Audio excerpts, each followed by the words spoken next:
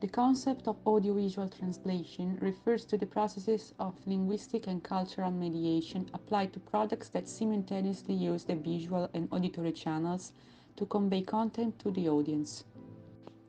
The goal is to break down language and cultural barriers, promoting accessibility, inclusivity, and the dissemination of multimedia content around the world.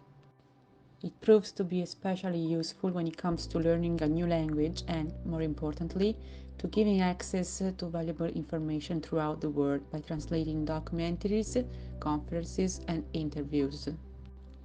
Among the most well-known methods of audiovisual translation are dubbing and subtitling.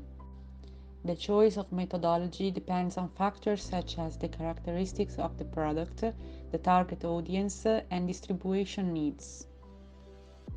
Dubbing involves recording a new voice track in a different language from the original and then replacing it through articulatory and expressive synchronization.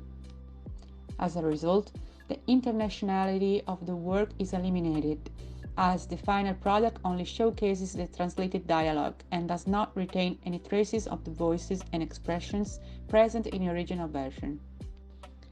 On the other hand, subtitling involves adding brief written text at the bottom center of the screen and focuses on the most informationally relevant aspects, summarizing them. This inevitably leads to the loss of some characteristic typical of oral language.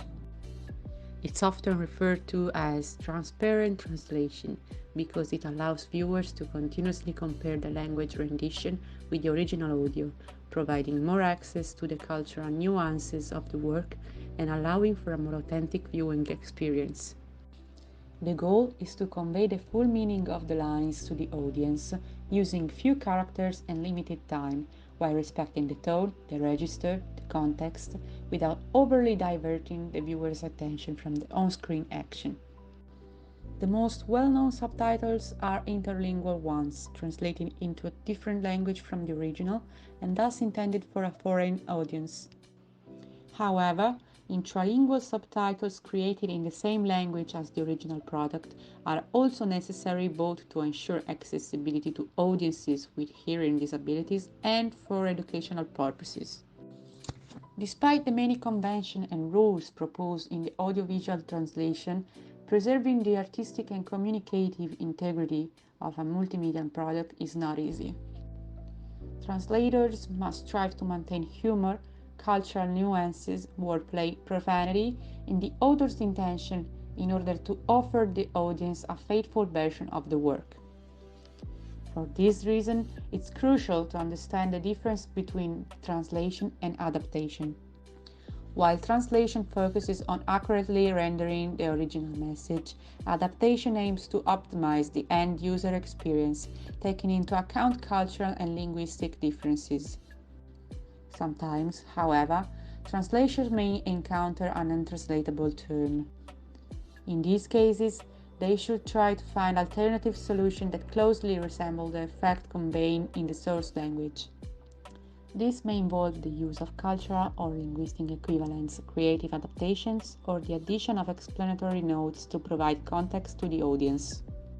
Such is the case of a wordplay found in Avatar, where the humor derives from the polysemy of the word blue, which can denote both color and sadness. The commander ironically uses the idiomatic expression "why so blue" to refer to both the character's new skin color and the accompanying emotional state. However, due to the rigid lip synchronization imposed by dubbing, it had to be translated literally in Italian, partially sacrificing the original humor. Another example can be found in the TV series Wednesday, where the main character uses the neologism mansplaining, which refers to the tendency that men have to patronizingly explain topics to women that they are already well versed in. Although some Italian equivalents exist, the adapter chose to provide an explanatory translation, opting to sacrifice the nuance associated with the patronizing attitude, and therefore choosing the less ambiguous option. Finally, in my translation of "I'll Be Seeing You", I culturally adapted an expression that became almost a patriotic motto within the US Navy during World War II. In fact, The expression cited Jap Sang saying was used to celebrate naval victories against the Japanese enemy and therefore has its roots deep in American culture. Therefore, I chose to replace it with colpito e affondato. We can therefore say that audiovisual translators face many challenges due to special temporal constraints as well as cultural and linguistic differences between the source and target language. Nevertheless, they should strive to provide the audience with all the necessary tools for a complete understanding of the product without omitting key informations.